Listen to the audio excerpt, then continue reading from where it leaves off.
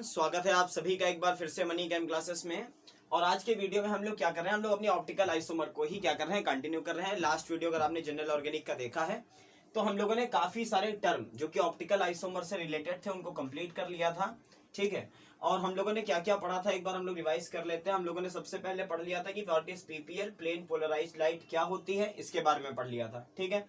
दूसरी बात हम लोगों ने पढ़ ली थी कि ऑप्टिकल एक्टिविटी आखिर है क्या, कि अगर हमारे पास में जो प्लेन पोलराइज्ड लाइट है, अगर उसका प्लेन क्या होता है, इफेक्ट, अगर उसके प्लेन पर इफेक्ट पड़ता है किसमें से, किसी मिक्सचर में से, यानी कि किसी ऑर्गेनिक जो मॉलिक्यूल है उसका अगर सोल्यूशन बना करके रखा जाए और उस पर इफेक्ट अगर पड़ता है तो ऑप्टिकली एक्टिव होगा, और अगर नहीं पड़ता है तो ऑप्टिकली एक्टिव नहीं होगा, ठीक है। और तीसरी चीज हम लोगों ने पढ़ ली थी कि कायरल सेंटर क्या होता है, ठीक है। कायरल सेंटर या कायरलिटी क्या होती है, तो अगर कायरल सेंटर कहीं पर प्रेजेंट है, किसी भी मॉलिक्यूल में अगर कायरल सेंटर की प्रेजेंस है तो हम ये कह सकते थे कि जो भी हमारा मॉलिक्यूल है वो ऑप्टिकली एक्टिव होगा, ठीक है। एक बार रिवाइज करा देता हूं कि प्लेन पोलराइज्ड लाइट क्या थी, कि अगर हमारे पास में कोई सोर्स हो जिसमें से हर तरफ क्या निकल रही हो, लाइट रेस निकल रही हो, और उसे हम निकोल प्रिज्म से क्या कर दें, निकाल दें, तो निकोल प्रिज्म से निकालने के बाद में उसका जो प्लेन होता था वो एक पर्टिकुलर डायरेक्शन में ऐसे रह जाता था, ठीक है। अब इसको अगर हम लोग क्या करें, इसे किस में से निकालें, हम लोग सोल्यूशन में से निकालें, जो कि हमारा ऑर्गेनिक कंपाउंड जो भी है उसका सोल्यूशन रखा होगा।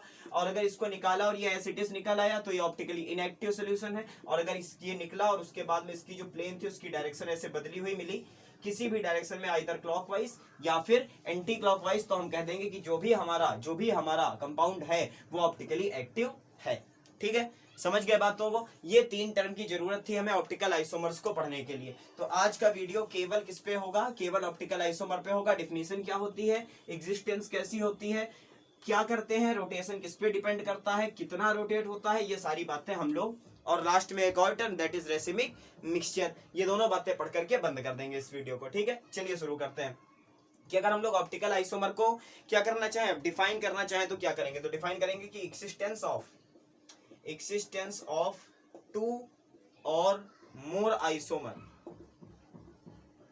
ठीक है। तो ये existence of two or more isomers of a substance that differ in optical property, ठीक है। जिनकी ऑप्टिकल प्रॉपर्टीज क्या होती हैं, डिफरेंट होती हैं। हम लोगों ने यही तो पढ़ा था कि जो ऑप्टिकल एक्टिविटी है, अगर किसी का कोई एक स्ट्रक्चर है, सोचो ध्यान से, अगर कोई स्ट्रक्चर है और उसकी जो ऑप्टिकल एक्टिविटी है वो डिफरेंट आती है, मतलब कि मॉलिक्यूलर फॉर्मूला सेम है लेकिन उसके डिफरेंट स्ट्रक्चर की जो ऑप्टिकल एक्टिविटी है वो डिफरेंट आती है, तो ऐसे आइसोमर्स को हम क्या कहेंगे, ऑप्टिकल आइसोमर कहेंगे। अगर आपने मेरे वीडियोस को शुरुआत से देखा है तो मैंने पहले ही बता दिया था कि जरूरी नहीं होता कि स्ट्रक्चर डिफरेंट हो तभी आइसोमर बने, ठीक है। स्ट्रक्चर का डिफरेंट होना इसेंशियल नहीं है, वो स्ट्रक्चरल आइसोमेरिज्म में डिपेंड करता है। स्ट्रक्चरल आइसोमेरिज्म अगर थी तो हम लोगों का जो स्ट्रक्चर था वो ऑब्वियस सी बात थी कि डिफरेंट होता, लेकिन अगर ऑप्टिकल आइसोमर या सिस ट्रांस पढ़ रहे थे तो देखो स्ट्रक्चर भी डिफरेंट पूरी तरीके से नहीं होता, ठीक है। यानी कि बॉन्ड कनेक्टिविटी सेम होती है, जबकि जो स्ट्रक्चरल आइसोमर थे उनमें बॉन्ड कनेक्टिविटी डिफरेंट होती थी। तो इनके बारे में एक और बहुत जरूरी बात है, वो जरूरी बात यह है कि इनकी all physical and chemical properties are same, केवल कौन सी एक डिफरेंट होगी, बाकी की सारी फिजिकल प्रॉपर्टीज, बाकी की सारी केमिकल प्रॉपर्टीज ऑप्टिकल आइसोमर की बिल्कुल एक जैसी होती हैं। यानी कि अगर हमें आइसोमर का पता करना हो तो हम कैसे करेंगे भाई, स्ट्रक्चरल आइसोमर की अगर हमें क्या करनी, पता करना है कि स्ट्रक्चरल आइसोमर है या नहीं है, तो हम क्या करेंगे, उसके किसी से रिएक्शन करा के देखेंगे कि 1 डिग्री अल्कोहल है तो कोई दूसरी रिएक्शन देता है, 2 डिग्री अल्कोहल है तो कोई दूसरी रिएक्शन देता है, और हमें पता चल जाएगा कि अल्कोहल फर्स्ट पे जुड़ा है या OH ग्रुप हमारा सेकंड पे जुड़ा है, ठीक है। सिंपल सी बात है। अगर स्टेबिलिटी के ऑर्डर पे देखें तो भाई सिस ट्रांस देख लेंगे कि ट्रांस मिला तो ज्यादा स्टेबल है और सिस वाला कम स्टेबल है, तो सारी बातें कर सकते थे ना। लेकिन ऑप्टिकल आइसोमर में आप कोई भी रिएक्शन करवा के ये बात नहीं पता कर सकते कि इसमें आइसोमर प्रेजेंट है या फिर आइसोमर प्रेजेंट नहीं है, समझे बात को। मतलब इनकी जो फिजिकल प्रॉपर्टी भी सेम है, केमिकल प्रॉपर्टी भी सेम है, तो इसे केवल हम किस बेसिस पे डिफर कर सकते हैं, ऑप्टिकल प्रॉपर्टी पर ही डिफर कर सकते हैं, कि एक की ऑप्टिकल प्रॉपर्टी कुछ और होगी और दूसरे की ऑप्टिकल प्रॉपर्टी कुछ और होगी। अब दो वर्ड्स का मतलब समझो, एक वर्ड होता है डेक्स्ट्रो और दूसरा होता है लीवो। डेक्स्ट्रो का मतलब होता है क्लॉकवाइज और लीवो का मतलब होता है एंटी क्लॉकवाइज। डेक्स्ट्रो को हम लोग प्लस डायरेक्शन भी कह सकते हैं और लीवो को हम लोग माइनस डायरेक्शन भी कह सकते हैं। यानी कि अगर कोई चीज हमारे पास में घड़ी लगी हो, यहाँ पर 12 हो, यहाँ पर 1 हो, तो ऐसे चलेगी ना घड़ी, तो ये वाली डायरेक्शन को अगर हम लोग क्लॉकवाइज माने तो उल्टा डायरेक्शन हम लोग क्या मान लेंगे, एंटी क्लॉकवाइज मान लेंगे। यानी कि हमारे पास पीपीएल का प्लेन अगर ये है, ये ए और ये बी, और इसको ऐसे क्लॉकवाइज घुमा करके ये क्या करता है, ए और बी करता है, तो वो आइसोमर डेक्स्ट्रो की कैटेगरी में आएगा, जिसे प्लस आइसोमर कहेंगे। अगर हमारे पास में यही हो ए और बी, और ये कैसे घूम जाता है, ऐसे एंटी क्लॉकवाइज घूमता है, और एंटी क्लॉकवाइज घूम के हमें ये मिलता है प्लेन, पोलराइजर में हमें प्लेन ये मिलता है, तो इसे क्या कहेंगे, माइनस डायरेक्शन कहेंगे या फिर एंटी क्लॉकवाइज कहेंगे। डेक्स्ट्रो को हम लोग कह देंगे डी आइसोमर, क्या कह देंगे, डी आइसोमर, और लीवो को क्या कह देंगे, एल आइसोमर। क्लियर हुई बात पूरी तरीके से। तो इतनी सी कहानी है किसकी, ऑप्टिकल आइसोमर की। ठीक है, समझो बात को, क्या क्या लिखा है कि पहली बात तो दो आइसोमर, दो स्ट्रक्चर ऐसे हैं जिनकी फिजिकल और केमिकल प्रॉपर्टी सारी की सारी सेम है, केवल वो पीपीएल के साथ में इंटरैक्ट अलग अलग तरीके से कर रहे हैं। एक उसको क्या कर रहा है, क्लॉकवाइज घुमा रहा है, और दूसरा वाला उसे क्या कर रहा है, एंटी क्लॉकवाइज घुमा रहा है। तो जो क्लॉकवाइज होगा वो डी आइसोमर होगा, और जो माइनस वाला यानी कि एंटी क्लॉकवाइज होगा वो लीवो यानी कि एल आइसोमर की कैटेगरी में जाएगा। चलो भाई पूरा नोट करो, फिर थोड़ा सा और आगे बढ़ते हैं, और आगे बढ़ करके थोड़ा सा डिस्कस और कर लेते हैं इसके बारे में कि क्या होगा। अब एक बात बताइए, बहुत ध्यान से सुनिएगा। सबसे पहली बात तो यह है कि अगर हमारे पास में कोई भी कंपाउंड हो, बहुत ध्यान से सुनो बातों को, कोई भी कंपाउंड हो जिसमें कायरल सेंटर है, क्या है, जिसमें कायरल सेंटर है, यानी कि वो ऑप्टिकली एक्टिव है, तो सबसे पहली बात तो अपने दिमाग में बना लो कि दोनों तरीके के आइसोमर सोल्यूशन में पाए जाते हैं। प्लस आइसोमर भी पाया जाता है और माइनस आइसोमर भी पाया जाता है, क्योंकि यहाँ पर स्टेबिलिटी नहीं डिफर कर रही। सिस ट्रांस वाला अगर देखें तो ट्रांस प्रोडक्ट ज्यादा मिलेगा क्योंकि ट्रांस वाला ज्यादा स्टेबल है, और सिस वाला कम मिलेगा क्योंकि वो कम स्टेबल है। लेकिन यहाँ पर ऐसी बात नहीं है। अगर हम लोग बात करें तो सबसे पहली बात ऑप्टिकल आइसोमर के बारे में आप और क्या लिखोगे कि डी आइसोमर, डी एंड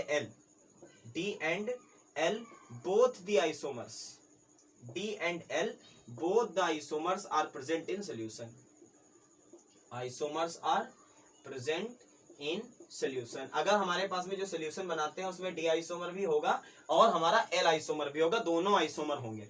तो अब एक क्वेश्चन आता है दिमाग में, वो क्वेश्चन क्या आता है कि मान लो हमारे पास में ये बीकर है और इसमें हमारा कोई एक मॉलिक्यूल पड़ा है, ये लो कायरल सेंटर पड़ा है, A P Q R S, ये कायरल सेंटर पड़ा है, ठीक, कार्बन का कायरल सेंटर है, यानी कि ऑप्टिकली एक्टिव तो ये है। अब अगर ऑप्टिकली एक्टिव है, फिशर में अगर इसे लिखे तो कैसे लिख लें, फिशर में लिख लें ऐसे, कार्बन है, ये पी है, ये क्यू है, ये आर है, ये एस है, ऐसे लिख लिया। जो इसकी मिरर इमेज है वो आ गई ये वाली, कह दो कि सर आर आ गया इधर, एस आ गया उधर, पी ऐसे टेस रहा, क्यू ऐसे टेस रहा, तो पी पी पे सुपर इम्पोज हो गया, क्यू क्यू पे हो गया, कार्बन सेंटर कार्बन पे हो गया, लेकिन एस पर कौन गिरा, आर, और आर पर कौन गिरा, एस, यानी कि कैरलिटी है। अब अगर कैरलिटी है तो ऑप्टिकली एक्टिव तो हो गया। अब मैं कह रहा हूं कि ये वाला आइसोमर है मान लो डी और ये वाला आइसोमर है एल, तो ये दोनों होंगे। मेरे कहने का मतलब क्या है कि ये वाला भी होगा और ये वाला भी होगा, दोनों होंगे। तो जब दोनों ही होंगे, समझना ध्यान से, जब दोनों ही होंगे तो जब इस वाले मॉलिक्यूल से इंटरेक्ट करेगा तो क्लॉकवाइज घूमेगा प्लेन जो होगा, और जब इस वाले से इंटरेक्ट करेगा तो एंटी क्लॉकवाइज घूमेगा। ठीक है, अच्छा ओवरऑल मान लो जब इसमें से निकला तो हमें क्या मिला, अगर हमने प्लेन डाला था ये प्लेन डाला था ऐसे ए बी, जब निकल के बाहर मिला तो हमें कैसा मिला, ऐसा मिला, ए यहाँ पर और बी यहाँ पर, ऐसे मिला। ठीक है, तो देखो रिजल्ट में क्या दिख रहा है कि पूरा ओवरऑल कैसा ये घूमकर मिला, हमें क्लॉकवाइज घूमकर मिला है। ठीक है, तो पहली बात तो D and L both the isomers are present in solution. अगर हमारी पीपीएल, दूसरा पॉइंट लिखो, पीपीएल जो है, if PPL rotates in clockwise direction, अगर हमारी पीपीएल क्लॉकवाइज डायरेक्शन में घूमी तो हम कह देंगे कि concentration of D isomer is more than concentration of L isomer. समझ गया बात को भाई, जो ज्यादा है उसका इफेक्ट ज्यादा होगा और जो कम है उसका इफेक्ट कम होगा। इसमें डी भी था और एल भी था, दोनों थे, लेकिन जब रिजल्ट आया, जब बाहर पीपीएल निकल के आई तो हमें क्लॉकवाइज घूमी हुई मिली। इसका केवल एक ही मतलब तो बनता है कि इस पूरे सोल्यूशन में डी आइसोमर की मात्रा ज्यादा है और एल आइसोमर की मात्रा कम है। समझे बात को? तो अगर डी आइसोमर ज्यादा है और एल आइसोमर कम है तो केमिस्ट्री के टर्म में कंसंट्रेशन ही तो बताओगे उसे। तो कंसंट्रेशन ऑफ डी आइसोमर जो है, यानी कि पर लीटर जो हमारे पास में डी आइसोमर के मॉलिक्यूल है वो ज्यादा है एल आइसोमर से। समझ गए बात को?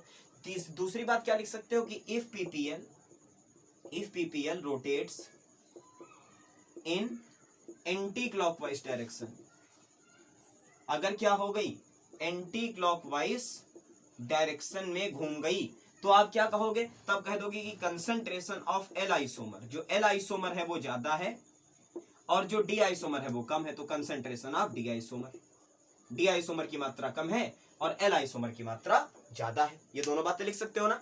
तो देखो पहली बात क्या सीखी कि डी और एल दोनों प्रेजेंट होंगे, जो ज्यादा होगा सॉल्यूशन में इफेक्ट उसका दिखाई देगा। अगर डी ज्यादा है तो क्लॉकवाइज घूम के मिलेगी, अगर एल ज्यादा है तो एंटी क्लॉकवाइज घूम के मिलेगी। ठीक, समझ गया बात को। अब क्वेश्चन आता है दिमाग में, सर जी दोनों 50-50% हो तब क्या होगा, एल आइसोमर 50% और डी आइसोमर भी 50%, दोनों आधे आधे प्रेजेंट है, तब क्या होगा।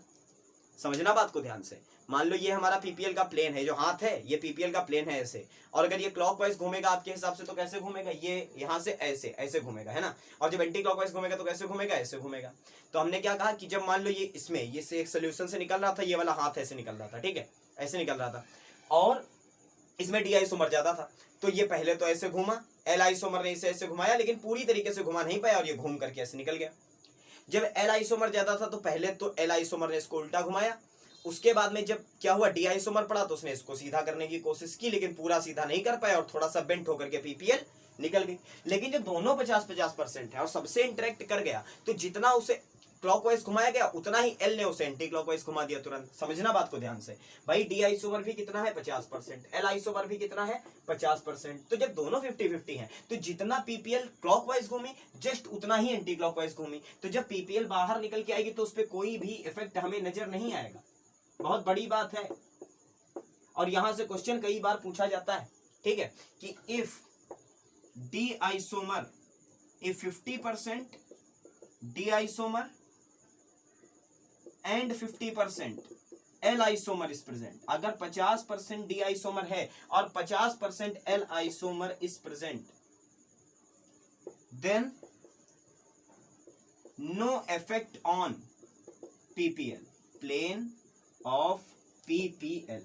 तो पीपीएल के प्लेन पे कोई भी इफेक्ट नहीं पड़ता, ठीक है। तो पीपीएल के प्लेन पर कोई भी इफेक्ट नहीं पड़ता और इस तरीके के मिक्सचर्स को कहते हैं रेसिमिक मिक्सचर। रेसिमिक मिक्सचर क्या कहते हैं भाई, नोट कर लो बहुत ध्यान से।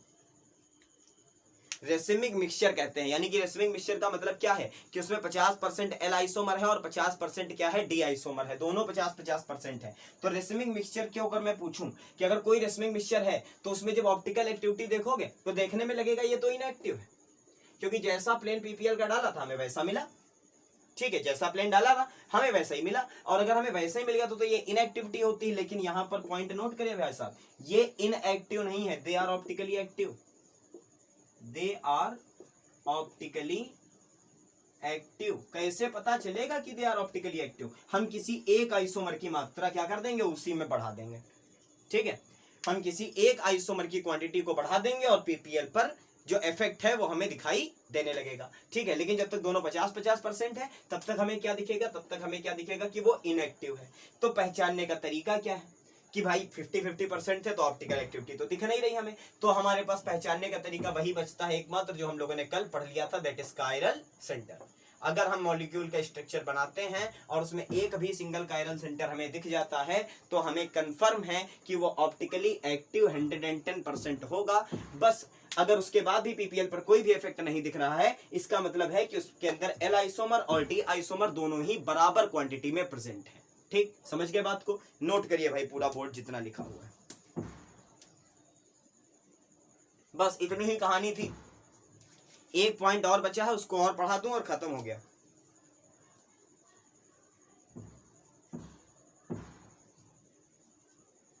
चलिए शुरू करते हैं। अगली हेडिंग डाल दो, स्पेसिफिक रोटेशन।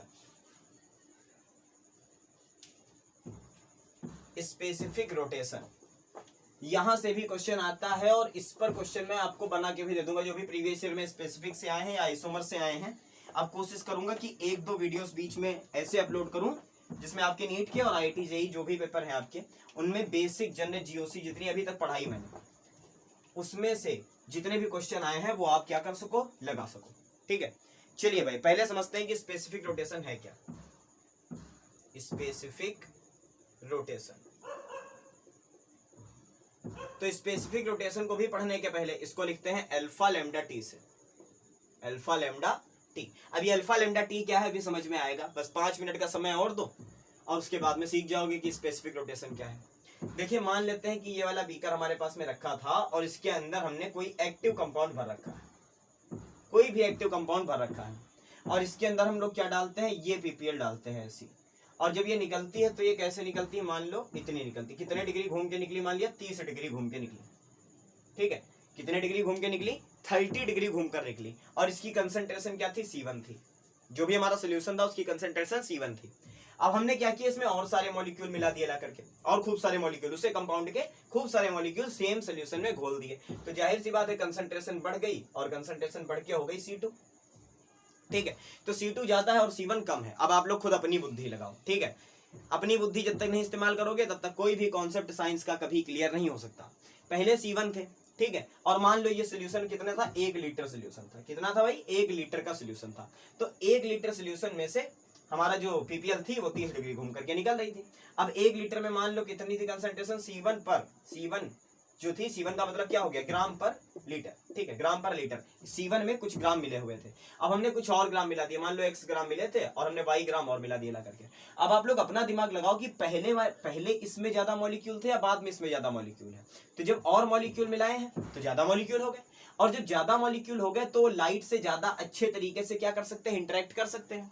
खुद सोचो यार, एक कमरे में, ठीक है, एक कमरे के अंदर 2 लोग केवल बैठे हों और उनके ऊपर से लाइट डाली जाए, और एक कमरे में 10 लोग बैठे और उनके ऊपर से लाइट डाली जाए, तो 10 लोगों में ज्यादा लोग इंटरेक्ट हो जाएंगे ना लाइट से। तो जब ज्यादा मॉलिक्यूल हैं तो ये रोटेशन ज्यादा होगा, और जब कम मॉलिक्यूल हैं तो रोटेशन कम होगा। दैट मीन्स कहने का तात्पर्य शुद्ध हिंदी में केवल इतना सा है कि जिस रोटेशन एंगल जो होता है वो रोटेशन एंगल डिपेंड करता है कंसंट्रेशन ऑफ सॉल्यूशन पे। पहला पॉइंट लिखो कि रोटेशन ऑफ पीपीएल डिपेंड्स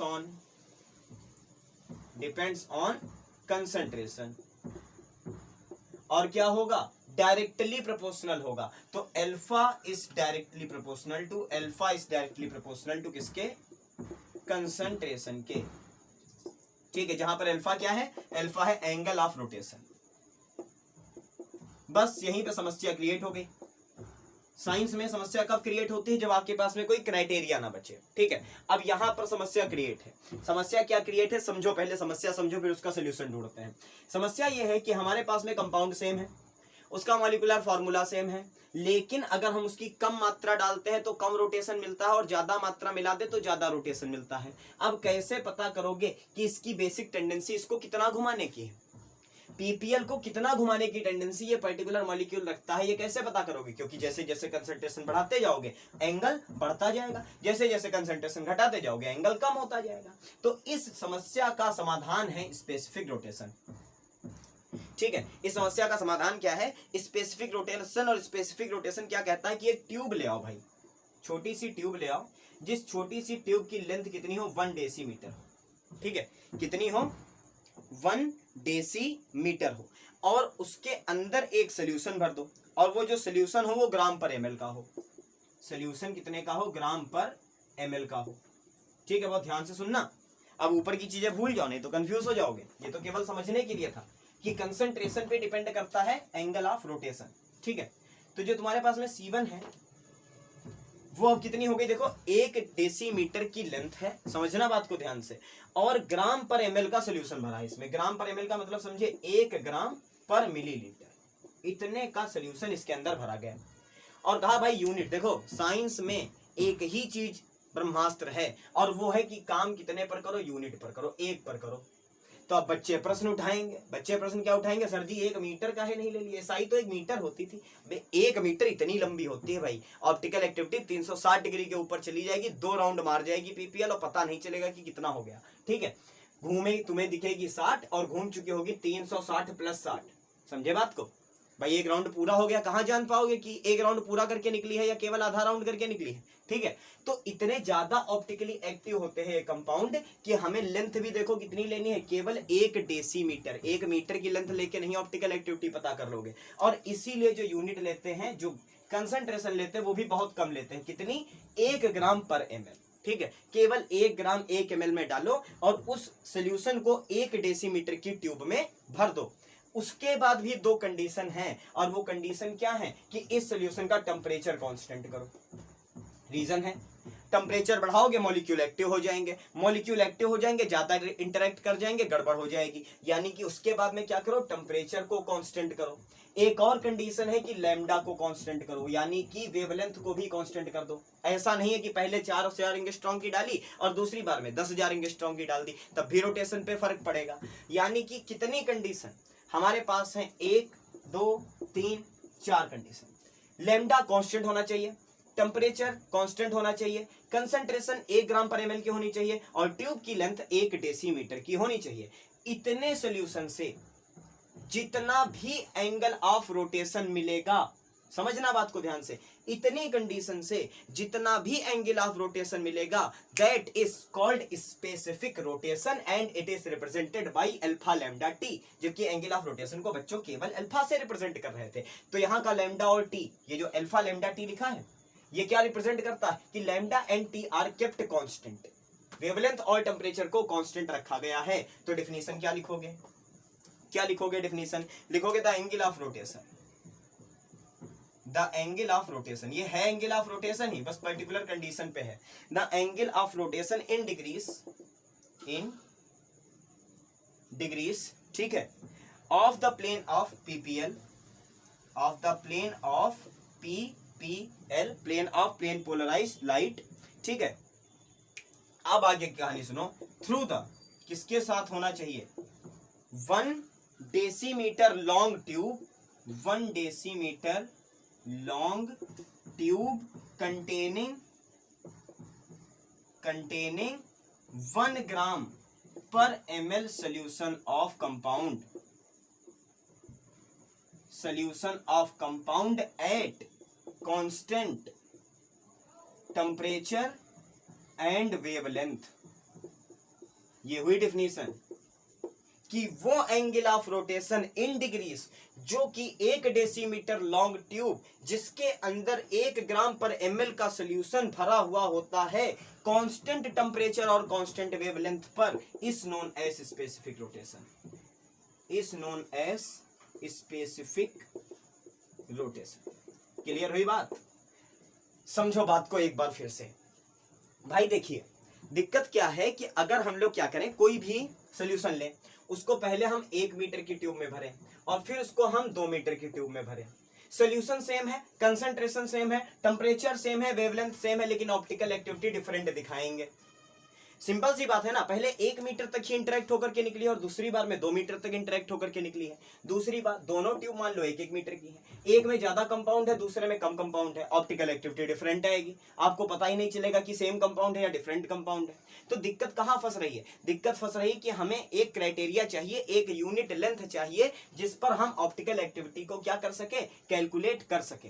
तो वो पैरामीटर ही क्या है, स्पेसिफिक रोटेशन है, जिसकी 4 कंडीशन है कि सेम लाइट यूज करिए, सेम टेम्परेचर पे यूज करिए, जो आपकी कंसंट्रेशन उसे बहुत ज्यादा मत रखिए, 1 ग्राम पर ml रखिए, और जो आपकी लेंथ है उसे भी बहुत ज्यादा नहीं रख सकते, तो 1 डेसीमीटर की लेंथ रखिए। तो जो एंगल ऑफ रोटेशन इतनी कंडीशन को अप्लाई करने के बाद आएगा उसे स्पेसिफिक रोटेशन कहेंगे, सिंपल।